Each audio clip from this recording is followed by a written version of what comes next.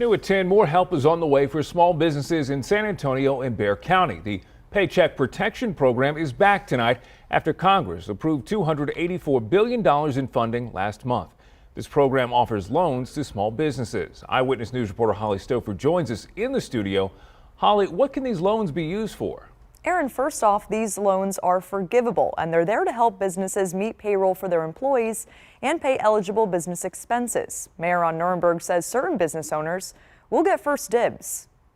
Recognizing the need to get funding to smaller businesses and those owned by people of color, the Small Business Administration has implemented new targeted guidance to ensure funding reaches those that need it the most. Businesses who borrowed through their program earlier in the pandemic can apply for a second time, and there is money set aside for first-time borrowers. The rules prioritize SBA's receipt of loan applicants from community financial institutions that work with smaller businesses and those owned by women, minorities, and veterans. The PPP loan application portal opened this morning for community financial institutions in Texas, and those are Lift Fund, People Fund, and BCL of Texas.